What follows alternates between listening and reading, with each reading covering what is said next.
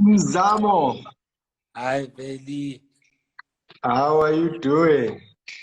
I'm good. And you? We are live. Hey, this is my first. We are live. We are making history. It's an induction. It's the first time, right? Very first. I have avoided. Yeah. This is the first time. No, that's beautiful, man. That's beautiful. So, how are you? No, I'm very good. I am Yeah. alive and well, and relative to many people in the world or in Yeah. Africa, I'm better Yeah. off. No, for sure. Very little to complain about. No, for sure, for sure. So, we do these sessions, United in Creativity, where we talk to the industry, heavyweights, really born out of an idea during lockdown that, people wanted information, they wanted to know about how they respond to COVID. So that's how this whole thing started, and it kind of carried on. So I was telling a friend that I'm interviewing the CMO of Google, and the question to me was, "But everyone knows Google. What does that guy do?"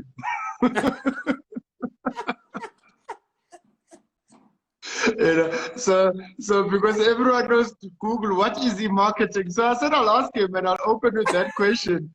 CMO of Google, what do you do? We all know Google. What are you Actually, marketing? that's a that's that's a. I like what the person said, which I'm glad because then it means that awareness is high. So I don't have Yes, an awareness job to do. I have a yes. product relevance job to do. So the job of Okay. a marketeer, either than to help people be aware, use more, pay more, buy more. My job in this case is to how do I bring the Google's mission to life in Africa? So it starts Okay. there. And the mission really is organize the world's information, make it universally accessible and helpful. So how do I make Google helpful to Africans? And now how do we do that? We do that via search, YouTube, Maps, Geo, or any other products, whether it be Google My Business or Google Ads, or any of the products that we have that help small, medium businesses, large businesses, individuals, educators, schools, or Yeah. students. So my job really then is how do we every day make the product relevant? How do we make sure Mm, that when you search in Zulu, you can search in Zulu and it gets better every day and it learns every day. And that's mm, our job in Africa. When you search in Swahili or in Hausa or Igbo, how do we make sure that Africans see themselves in the internet, become part wow. of the internet? Same when it comes to small, medium businesses. My job is how do I get many small, medium businesses online? Because we know that businesses that are online grow 3 times faster than businesses that are offline. And most Okay. importantly for me, how do I get Black owned and Black woman owned small businesses online? Because I know that Wow. economic freedom is part of our mental freedom.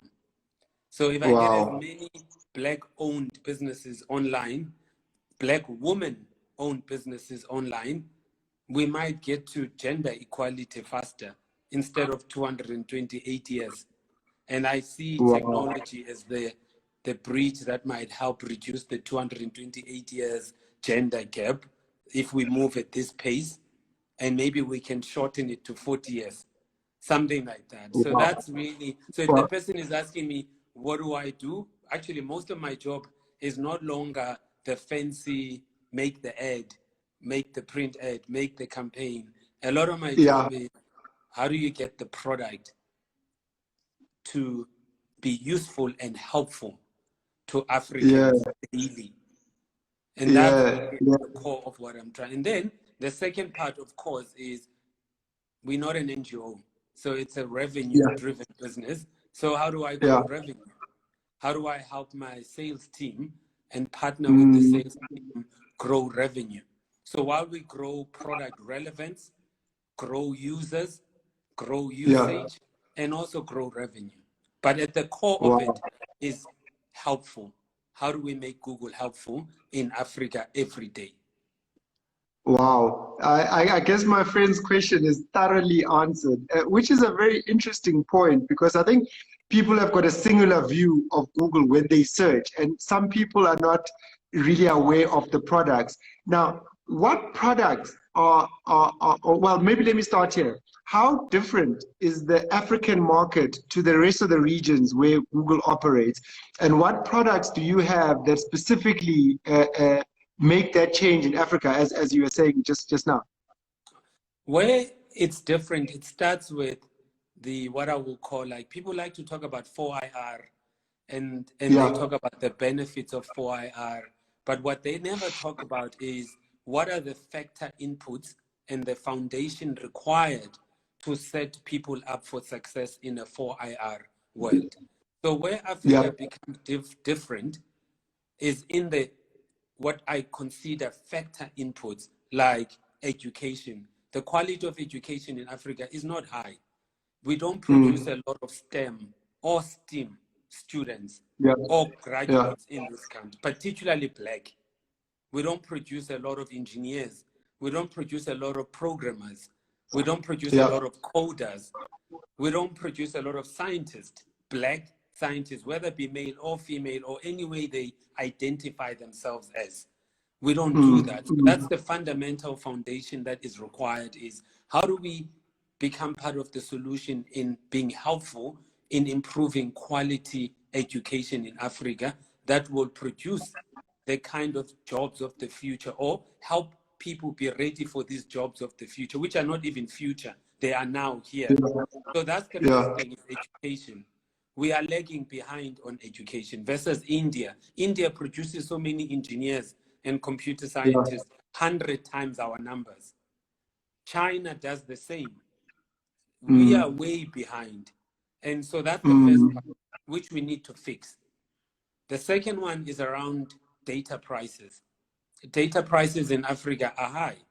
And we all know that. And we all had hashtags, data must fall, all of that. And fortunately now, luckily, they are starting to go down, like MTN, Vodacom announced, I think, 30% price reduction on data. We need that price to continue to go down. Because if you go into other countries and you measure cost of data as percentage of income, or cost of data as percentage of GDP, or our numbers are very high. They're too high for a low-income countries. So that also we need to make data an affordable staple every day, closer up there, even cheaper than bread. And that's what it should be. So that's the second thing. The third thing is devices. We don't have a lot of smart devices in the continent. The majority actually of Africans use basic phones. In my father's village in Lady Frey, they call it Tilili. And so Tilili doesn't do much. It's your Nokia 3310 or 3210. It just calls and receives calls and send an SMS, and that's it. But it's not a smart device. It's a basic entry phone. And Africa is full of basic entry phones, feature phones. We don't have a lot of smart devices. And on top of it, the devices are expensive. So we don't have devices, smart devices, that are below $30 in this continent. There are very few devices in this continent that are smart, that have high memory.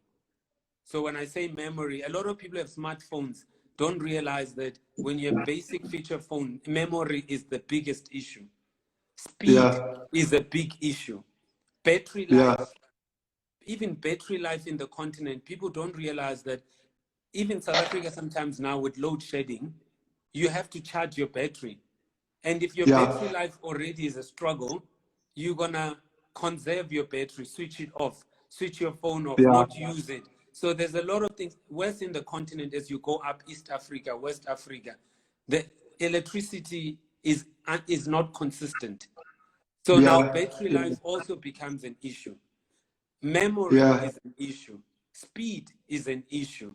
So you see, like, there are a lot of issues, like even resolution, your phone resolution. Does it take pictures? A lot of people love pictures. Mm, They love to post. But in this mm, continent, with these phones that people have majority, do they really take best pictures? Do they yeah. capture Yeah. black faces well? Which majority of these Wow. phones don't. So you see the biggest part for me, what is different, starts there. So you have education, Okay. poor quality education. You have high expensive data, which is data Yeah. prices has fall. Then you have these devices. We need Yeah. affordable devices, smart devices, but we also need devices that are high on speed, high on memory, high on battery life, that can have Mm, more apps that you can store in them, that have higher resolution, that the camera works, you can upload and download easily. So all of that is the first part for me that is different. But that is okay. the part that is something we can fix in partnership with Yeah. government. That's the stuff that all the other countries, you can't fix it by private sector alone. You need Yeah. government to also be part of it. Yeah. You need the telcos, you need the ISPs, you need everyone basically to help fix that part. Where are we also great though? We have this 1 point something billion people in this continent, and And young majority of people them, as well, right? and they are 19 years old. The average median Mm, age is 18 to 19. Nowhere else, most countries, the average age is 27 plus, or even yeah. 35 plus. So we have this youth dividend, and we know that by 2050 or 2045, almost 40% of the middle working class will be here, young, will be in Africa. So we know that the opportunity is there. Then the other Wow. thing then that doesn't make us different actually, but it's things that we need as Africans, is that Africans do need products that help them make money now. And we Yeah. need to make money now. We need to hustle because in South Africa alone, we have over 30% narrow definition of employment, which probably means we have close to 50% unemployment in this country. So it Wow. means people need to make money. So how does Mm, technology help me with the money? People need quality education. How does technology help me with improving and democratizing high quality education so that it's not mm, the selected few that go to private schools who get high quality mm, education, but through technology, you can democratize high quality education. So those are some of the things. And then there are things the way we are not as different because human beings share common needs. We are not yeah. that unique.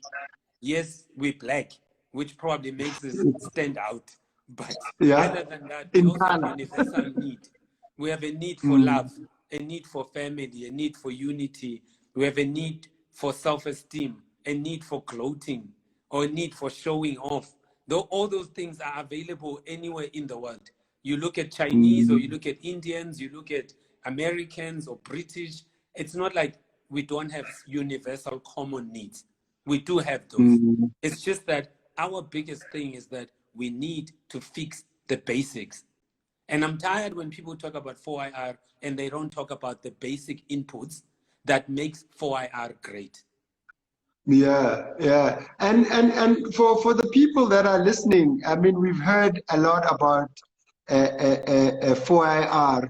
In your definition, what is it and how can it benefit business? How can it benefit Africans in general as a tool? The way I see it is just all we're talking about is using technology as a tool for social change at a Okay. profit. For those who want to do it at profit. For those who don't want to do it at profit, NPOs, NGOs, you can still use technology as a tool to democratize opportunity. Because the key thing for me about technology is the democratization of opportunity. Okay. Talent is an abundance. Opportunity is scarce. And the Mm, role of technology is for any kid who wants to push out their content out there, technology should be able to allow them and democratize content distribution, for example. You don't have to wait for paid TV or public broadcaster to put your content out. You can democratize content. And that's the role of technology. Same with education. Can we find a way where we democratize a great maths teacher? If in this continent or South Africa, we have few maths teachers, but can technology through holograms or through just democratization of that teacher, one teacher, and you make that one teacher talk to 1 million people or 1 million students instead of 40 or instead of 20. And this is what I see for me, what 4IR means. It's just, how do you take a small medium business who's only selling to 20 people and democratize the market for them so that they can sell to 1 million and they can sell to 2 million people. For me, it's the democratization of opportunity that 4AR should bring. Anything else for me, it's wrong, because the other thing for me with 4IR, there is no 4IR that is going to increase equality in a country full of inequality if you do not democratize opportunity. If you don't democratize opportunity, if you don't make sure me who grew up in Khayelitsha or Gugulethu or in a village somewhere in KZN in Eastern Cape, if you don't make sure that I have access to the same quality education as someone who's at DSG or St. Stephen or St. Mary's, there's no way technology will democratize or increase equality. All technology will do is increase inequality if access is not for everyone. So what I want for IR is access for everyone so that the cream will rise to the top. I know that the cream will rise to the top anyway. That's very interesting, and something that I ask a lot of people that come on to this IG live, especially people that are looking after the African continent. Now, you talk about democratization, but you know, in each country, even in each city, someone who is in Joburg is dealing with a different reality with someone who's maybe in Umtata. So as a brand custodian and the CMO of Google, how do you work around that? You know, as you implement your strategy, which already sounds amazing, but you find that different countries, different cities, even different people are in varying stages of development. You know, some people are just still wanting the basic needs. You know, some people just want to know before 4IR, before all these fancy things, some people just want to know that they'll sleep having something to eat tonight, you know. So how do you implement this really amazing strategy for Google, but in understanding those parameters and barriers in a way? So at Google, we have this thing in marketing where we say, know the user, and then know the magic, and then connect the two. And at the heart of everything, it starts with user insights and market insights. So a marketeer, even a creative actually, who is weak on user insights or weak on market insights, actually, I won't hire. So it starts there that I need to hire people who are deeply rooted into the people we serve, who are a reflection of the people we serve, and who understand the market, because a desk, even algorithms and desk, are a dangerous place to view the world. We still need to go out there. We still need to meet people, talk to people, spend time with them, take the taxi with them, see what they do when they're in the taxi with their phone, see what they do when they're in the taxi rank waiting, or train station or bus stop. It still requires, that's why I don't think technology will fully replace a human being in this case, because we still require a human being who deeply immerses themselves with the everyday human being. And then they can bring out the ideas and the insights. That's where then, for example, when we launched a program which was digital skills, and we wanted to give 10 million South African or African youth and businesses opportunity to improve their digital skills. We know that people are not on the same wavelength. So the digital skill program must cover basic entry. What is an internet? How to use your phone? And then we also know some people are already in the internet. They know what the internet is. So we give them skills on how does search work? How does search optimization work? How do Google Ads work? And then we also know we've got parents, for example, who are worried about their kids' safety. So we launch a program called Be Internet Awesome, which talks about Yeah. online safety. And then we also launch products like Family Link, where a parent can download Family Link and be able to monitor their child's activity and how they use the phone to make sure they increase their child's safety. So you see, like, Yeah. we have to map the audiences and then understand a low-income consumer, middle-income consumer, small, medium business, parents, large business, agencies. We even have to go to creative agencies and better understand how does an agency serve a client? How do they use data to turn it into insights so that they can have great ideas?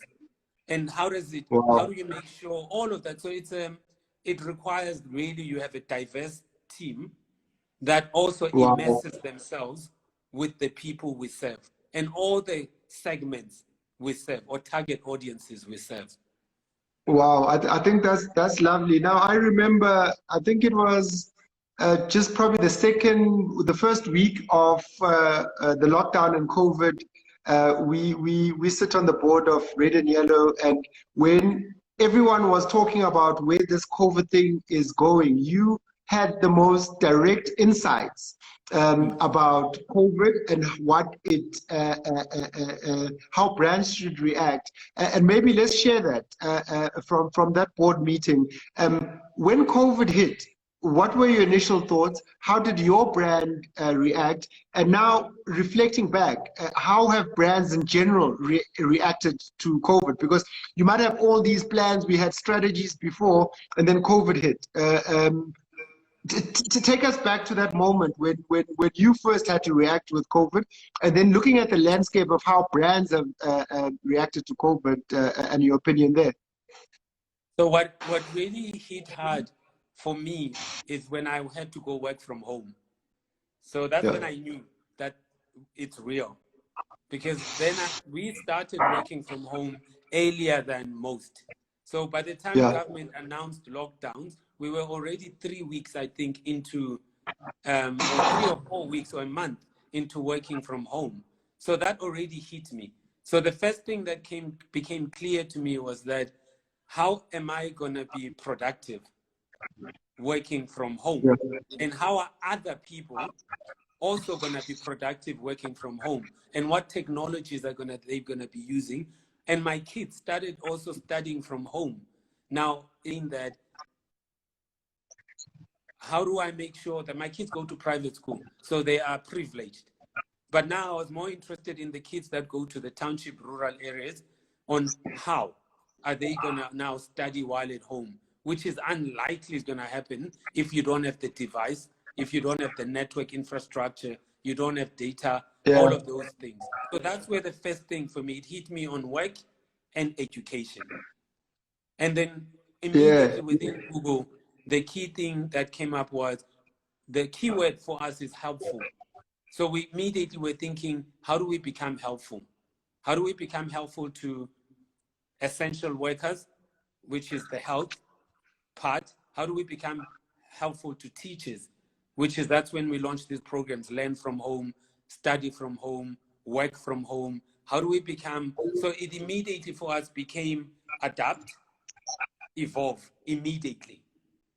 And also because we're a technology company, it became also again clear that technology had a role to play in helping ease this COVID pain, in helping people. For example, we even did this report where you could trace or track, where you could see people's activities, where people are, and you can be able to help governments be able to improve contact tracing, be able to improve, and also help small, medium businesses, offer grants to small, medium businesses, offer grants to universities where you offer some of these tools, offer Google Classroom or G Suite and all of these things, and offer them, even Google Meets. We gave Google Meets for free to people to use as a conferencing video facility.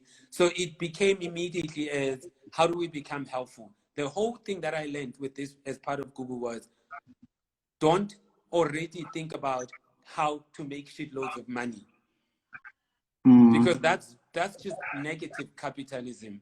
The thing you need to think about as a marketeer first is, how do I become helpful? And then, of course, because we are not an NGO, we might still be thinking about how to manage our P&L, how to manage the balance sheet, how to manage cash flow. But the first part was about how do we helpful? And I think for me, most of the marketeers, the advice I was giving them is how to be helpful. So that for me was the most important thing, is everyone should be constantly thinking about how to be helpful. And then when you are helpful, you have the starting point. And then the second part then is, how do you continue to make sure you're relevant? Your brand is relevant. You're still increasing market share or maintaining market. You're still serving people at a profit, serving well at a profit. So the two go hand in hand, helpful and profit. It's not either or, it's end. Same when we were sitting at Red and Yellow, all we're thinking about Red and Yellow is how do us, because Red and Yellow is not schools or universities or private schools are for profit. They're not NGOs. So how do you then make sure a for-profit education institution remains sustainable as a business while being helpful?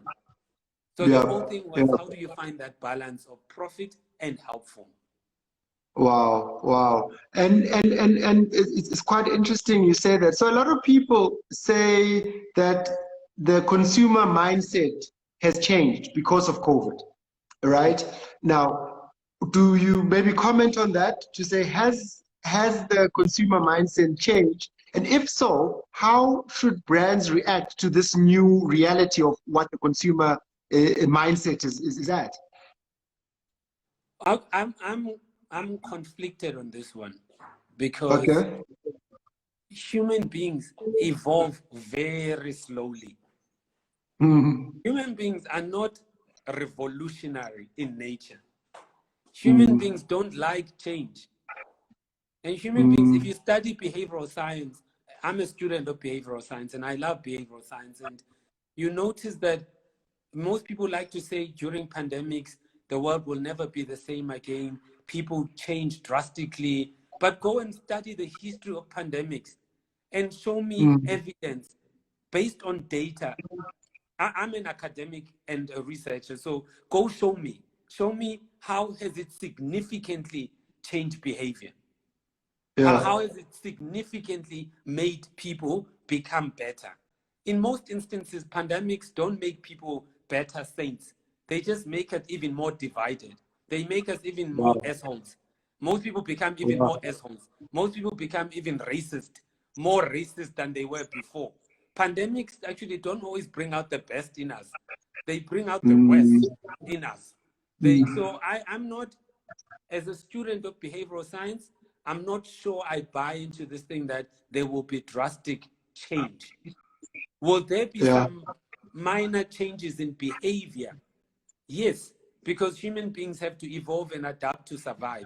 So I do see that human beings are now engaging more online. I do see that human beings, the journey will start online and probably still end offline. You still have offline. That's why people are rebellious. They want to go to a shopping center. They still want to go to places when they're being told to stay at home. So it's what we are asking people to do is to go against centuries of behavior in 30 days or in 90 days. It doesn't work that way. Human beings don't, I mean, especially men, by the way. You know that in most cases, men are the worst to change. Women actually evolve faster than men. So when we talk about, as marketeers, about behavioral change, I will argue that women will probably evolve faster than men. Men, when it's pandemics or depression, are the first ones to commit completed suicides. are the first ones to be depressed, are the first ones just to lose it, and just more alcohol, more drinking, Wow. more. So Wow. actually, men don't become better saints. Majority of men just become probably just more alcoholics than before. Wow. So for Wow. me, yes, as someone who works at Google, we look at the data on changes in behavior, what people are doing. Yes, people are searching more now online on things like health. People are more interested in health now than they were before. People are thinking Yeah. about remedies, zinc, magnesium, concoctions, mix this Yeah. with Yeah. that, use this and that. And so we now know that people are searching more about health. People are thinking more about their mortality. Because as soon as you know someone who's dying of something, it also makes you think about your own mortality. So we now know that people are thinking about mortality. People are thinking about their loved ones. They're thinking about things about their mother, their father, because the people who are dying faster here are people who are older than over age 60 with underlying health conditions. So that's for me Wow. the kind of key thing. You will see that I'm not a strong believer that there will be a fundamental radical revolution in behavioral change. I Yeah. think it will be an evolution. There will be, but it will evolve slowly, like all other things before. I mean, we had Mm. HIV/AIDS. That's a pandemic. Racism is a Mm. pandemic. Gender-based Mm. violence is a pandemic. Femicide is a pandemic. LGBTQ, homophobia is a pandemic. Has it Wow. made us, have we seen any radical behavioral change around those pandemics? Why now do we think all of a sudden with COVID, we're going to see radical behavioral change? The only thing I know for sure is that online, internet is here to stay. Is this what I Yeah. know for sure is that work will never be the same again. The work from home, all that COVID did for me, it sort of condensed and compressed what we were trying to maybe do as human beings. It would have taken us 100 years or 50 years. It's now condensing it into a shorter time period than before. It's forced us to work from home, which is the Yeah. greatest, biggest social experiment on earth. But if we were Yes. asked to volunteer without COVID, I don't think we would have done it because No. human beings No. don't like such things. So that's for That's me the that's key thing is that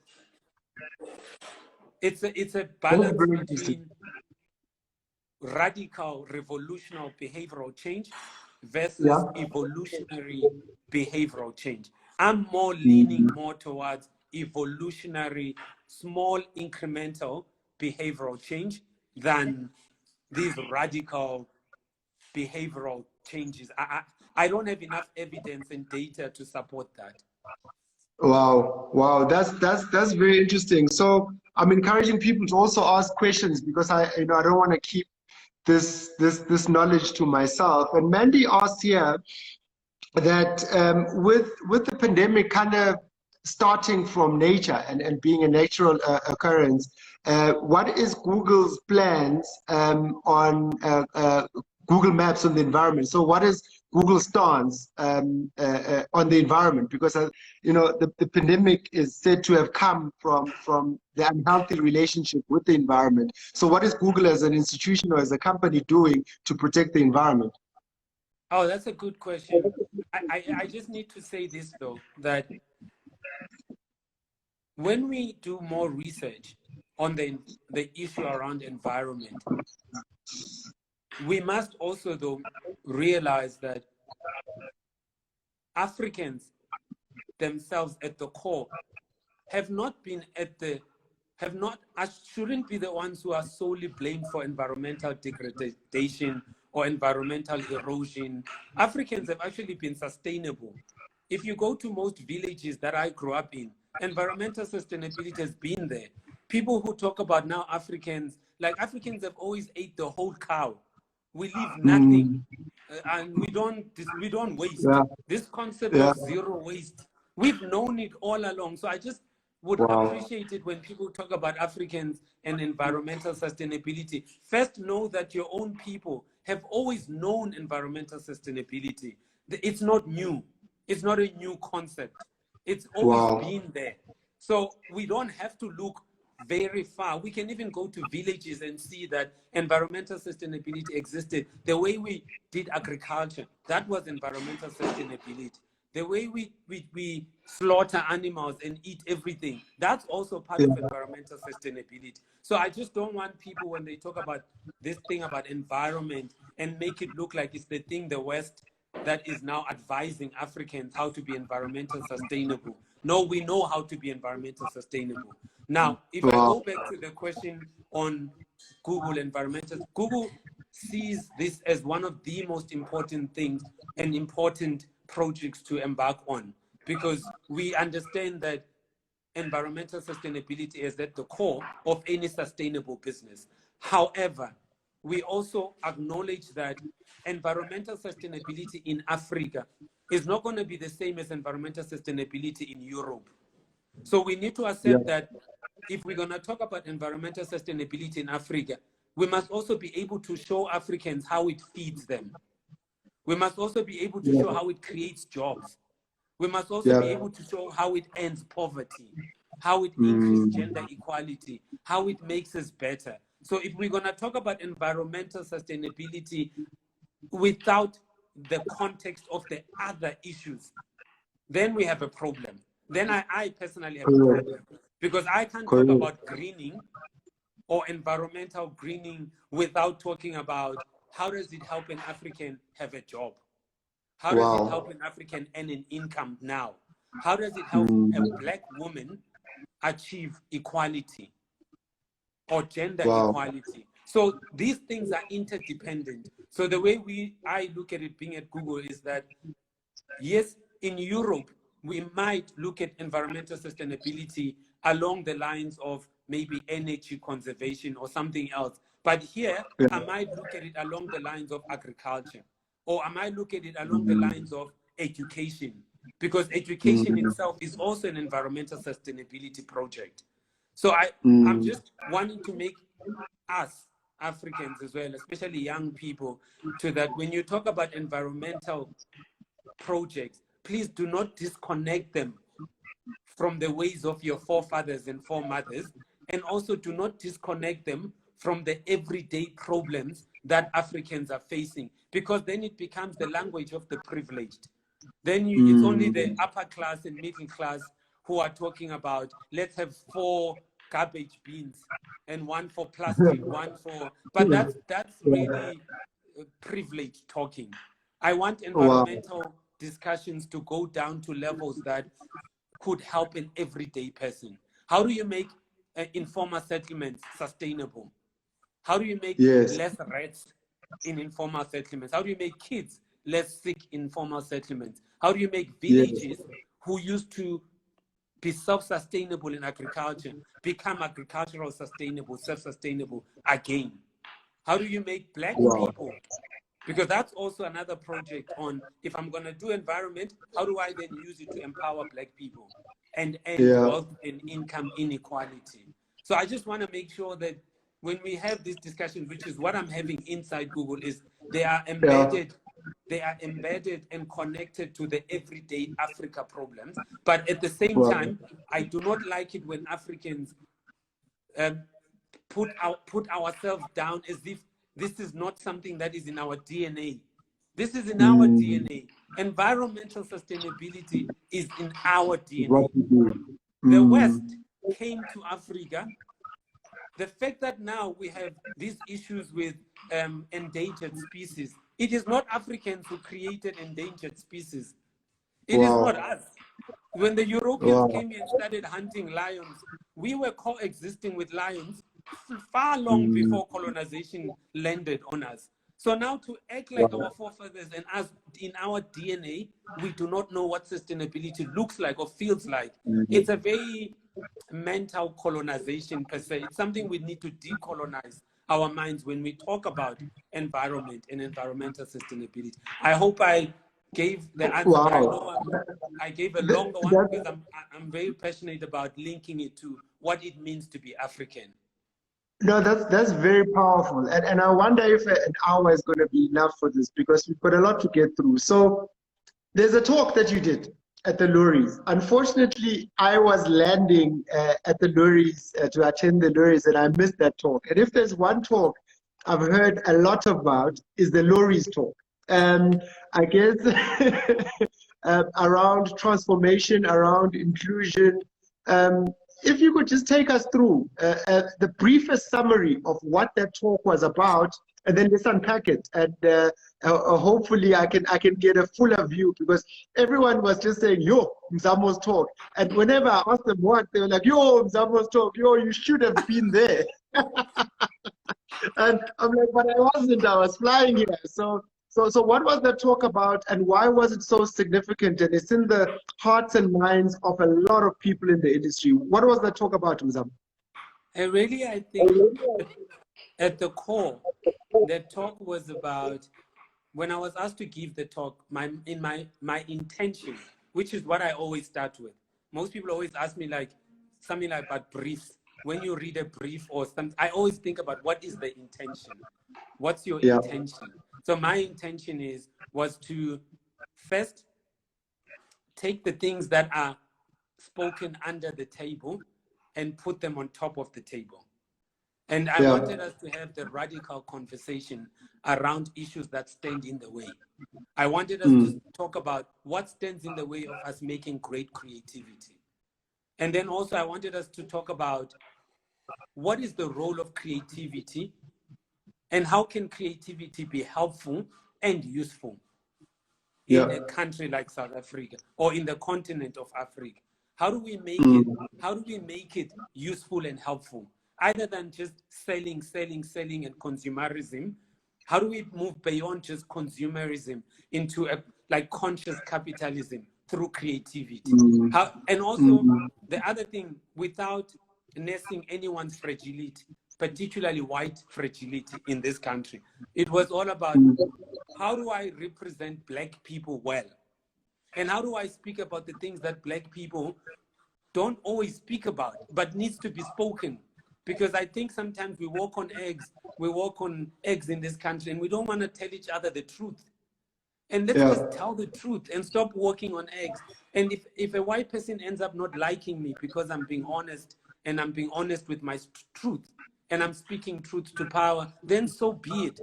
Because I'm also uncomfortable with the fact that I want to be liked. I don't want to be liked. And Mzamo, what is the truth, Mzamo?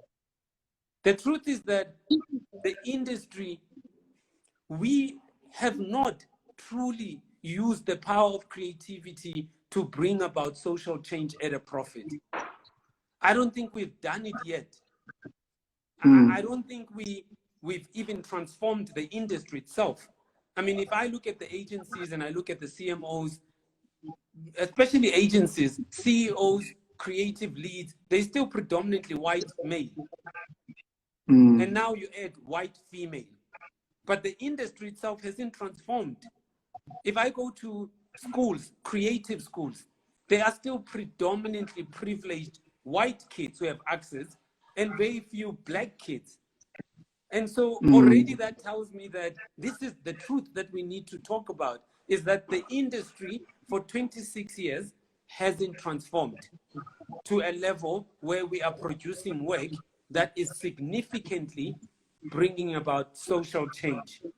We haven't done that.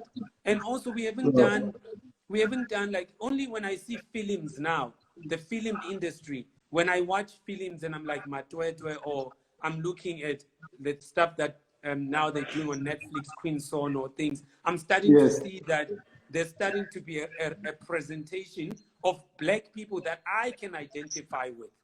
And also even advertising, a lot of the advertising, the industry hasn't transformed on gender.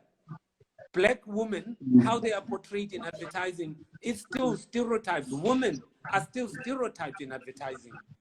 LGBTQ community in advertising is not well represented, and it's also stereotyped.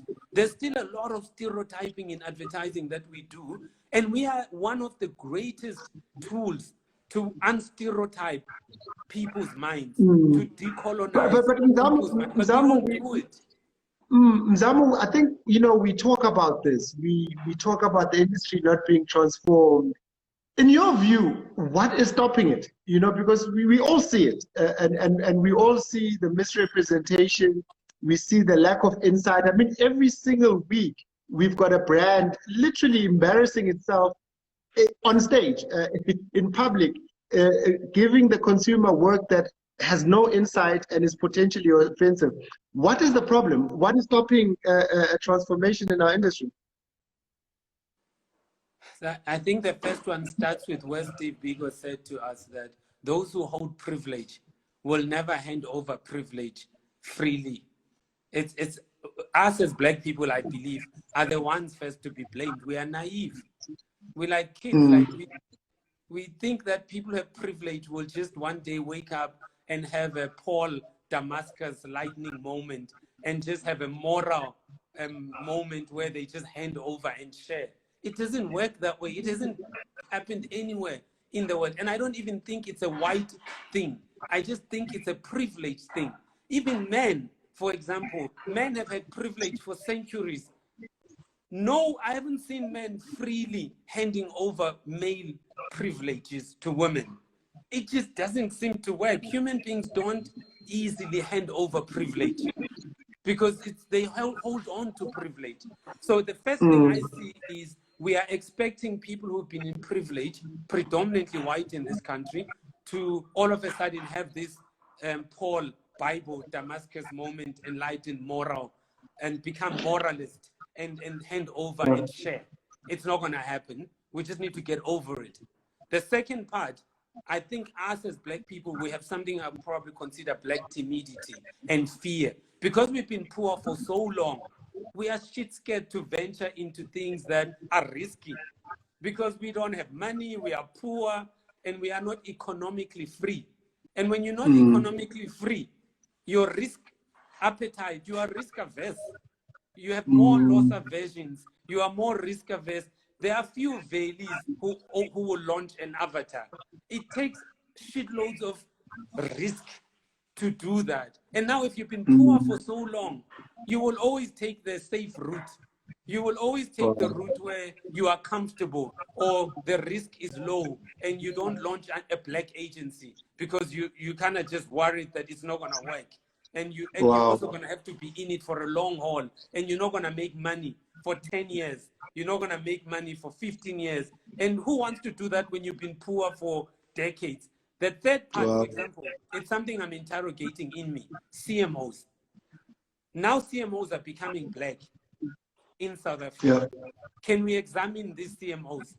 How have they been useful and helpful in helping and demanding transformation from advertising agencies, creative agencies? How have they been demanding gender, race, sexual orientation transformation? Are they part of the problem or are they part of the solution? We must also turn the mirror on us. I have to look at myself as a Black CMO and ask myself, have I been useful and helpful? Or what I sometimes notice is that when you're a Black person and you get given a position of power, already the odds are against you. Everyone is looking at you. And now you don't want to fuck this up and then add another dimension of bringing a Black-owned agencies. Black, now it's too risky. Because already you are a risk. Someone is betting on you. And now you want to bet on Veli. And now Veli is also being watched. It's double risk. And then you want to bet on a woman. Black, that's 3. You want to bet on sexual orientation, someone who's free. That's another additional risk because now you're being watched. So what people tend to do then is they take the easy way out. You just go to the white-owned agencies because at least when you fail, you can soften your failure by saying, but I use the best agency in the country. It's not just me. You see that? Whereas if I fail and I've used Avatar or I've used Veli or I've used a great design, then it's going to be, he's Black. He went and used a Black person and he went and all of them failed. You see, we told you that Blacks are not good enough. So we also have a lot of work. As much as I want to blame white people in this country or white-owned agencies, white males in particular. We must also look inside ourselves and ask ourselves also as Black people, are we speaking up in those meetings when you see the script and you can see this is a cut script?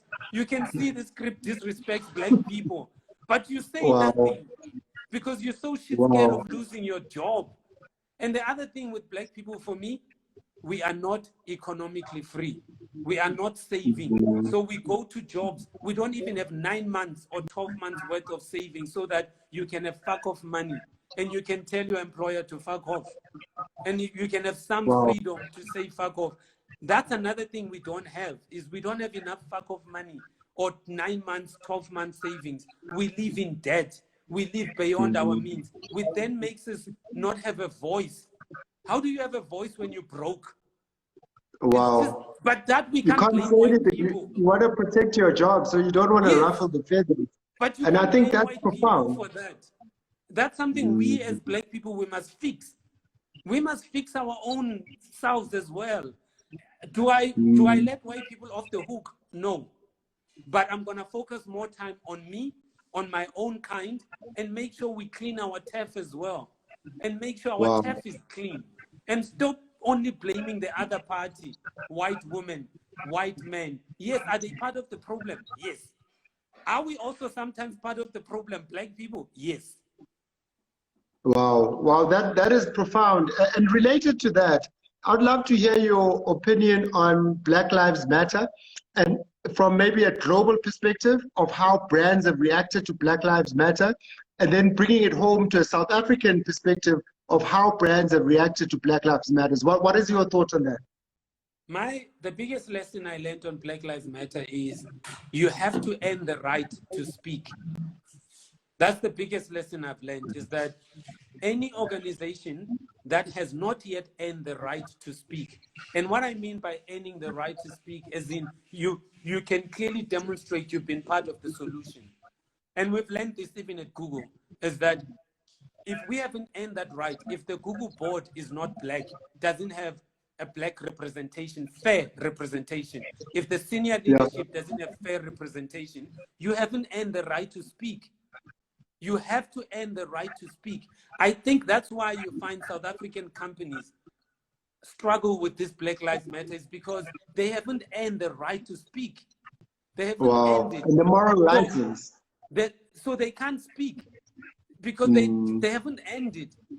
You look at the board, it's predominantly white. You look at the JSE, it's predominantly white.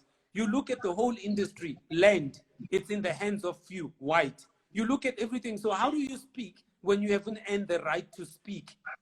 So for me, the biggest lesson I've learned from all of this Black Lives Matter is that every brand must earn the right to speak. And how do you earn the right to speak? You become part of the solution. You do things that are tangible. You do things that are transformational, internally in your organization and externally. So you fix your own house first. You get your house in order. You make sure your house is fairly represented. People feel safe and included in your own house before you go around and become a missionary and preach others when you don't have the credibility yourself in-house. The second thing I've learned then is you then do things externally that are tangible, but don't do too many shitloads of stuff. You can't throw money at this problem and think it's going to go away. You can't just announce money. It's not enough at throwing, we are donating 100 million rand. We are donating 50 million. It's not enough.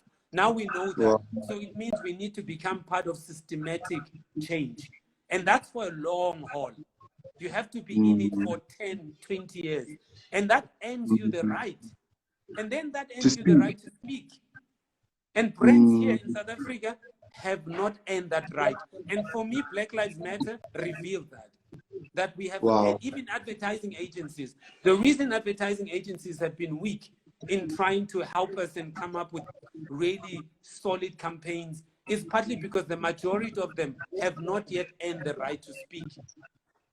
Wow, that is so much truth. And As I said, we've got 4 minutes left, and it's been such an insightful conversation. So just to wrap it up, and thank you so much for your time. If you were president of the country and you wake up as President Mzamo Masito tomorrow, what would you do to get out of this crisis? Sure. No pressure. I think what I will focus on first, I know something that a great reputation is built on strong values plus winning. Yeah. This I know, any brand, because we are because if you're a marketer, you're all about reputation management. If I run a country, it's all about reputation management. And what builds a great reputation is strong values and winning. Now, winning only comes from competency. There's no way you're going to have mediocre people who will give you winning. So I have to hire the best. I have to hire the best, irrespective of your skin color, irrespective of your sexual orientation, irrespective of your gender, irrespective of your tribe, irrespective of your religious belief. I have to hire the best. I have to hire on competency and meritocracy. And that's the only way we're going to get winners. Unfortunately, I'm going to say this. In our country, most of our politicians are not hired on merit. And they're not hired on competency. And they're not hired on that. And unfortunately, we're going to continue being in this problem because we are not hiring on merit and competency. And then the second part is values. I have to hire people who walk their values. If you like respect, integrity, you can't be stealing people's money. That's not respect. That's not integrity. You can't do that. And that's wrong. And I can't give you a servant leadership position and then you turn around and you serve yourself and your baby and your family and friends. That's not strong values. So the biggest two things for me I'll focus on is this thing around winning, which is connected to meritocracy and competency, and then strong values, respect, integrity, excellence. Because if we don't do this, and we should stop racializing this thing, because if you look at Rwanda, Rwanda is a classical example of meritocracy, excellence, values, or leadership that is founded on merit. So we need it. And that's what at the core for me, if I was a president, we are lacking, is just winning and strong values. Wow, thank you so much. So we've got a minute left. We've got a lot of brand people. We've got, I see even my Unilever client, Ms. Mkoli is here.